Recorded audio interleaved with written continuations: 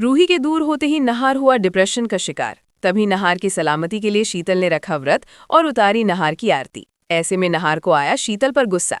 तभी नहार ने फीकी आरती की थाली और कहा, नहीं है मुझे भगवान पर भरोसा।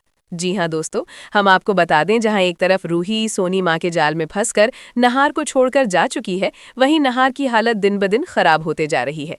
नहार और रूही के बीच सोनी और शीतल ने ऐसा जहर घोला कि दोनों अलग हो ही गए।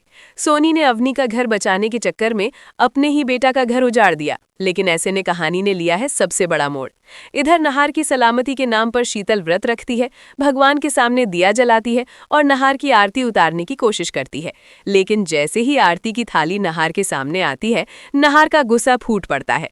नहार अचानक खड़ा होता है और जोर से कहता है, मुझे ये सब नहीं चाहिए। नहार गुस्से में आरती की थाली फेंक देता है और टूटे हुए लहजे में कहता है, अब मुझे भगवान पर भी भरोसा नहीं रहा।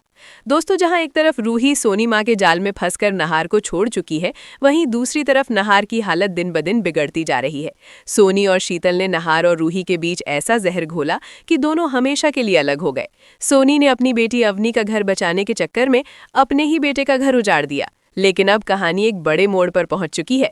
नहार की हालत देखकर रतन से रहा नहीं जाता और वो एक बड़ा फैसला लेते हैं। रतन सीधा सोनी से कहते हैं, सोनी जी, मुझे कुछ भी ठीक नहीं लग रहा। रूही यूं अचानक नहार को छोड़कर नहीं जा सकती। सोनी अपनी चाल चलते हुए कहती है, रतन जी, रूही नहार के फैसले से खुश नहीं थी। वो नहीं चाहती थी कि नहार इस बच्चे को अपनाकर शीतल से शादी करे। आप तो जानते ही हैं, रूही कभी मां नहीं बन सकती।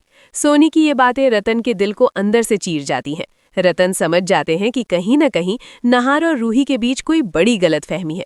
रतन सख्त लहजे में कहते हैं, सोनी जी, मैं रूही को एक बार फिर इस घर वापस लेकर आऊंगा, तभी सच से पर्दा उठेगा। इतना सुनते ही सोनी के पैरों तले जमीन खिसक जाती है। वो चाहकर भी रतन को रोक नहीं पाती।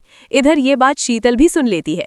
शीतल गुस्से में सोनी को बुलाकर कहती है, अगर रूही दोबारा इस घर में आई तो मैं चुप नहीं बैठूंगी। मैं तुम्हारी बेटी अवनी का घर बर्बाद कर दूंगी। दोस्तों, कहानी अब ऐसे मोड़ पर पहुंच चुकी है जहां नहार और रूही की जिंदगी दांव पर लगी है। अब सवाल ये है, क्या रतन जल्द से जल्द रूही को घर वापस लाकर सच से पर्दा उठा पाएंगे?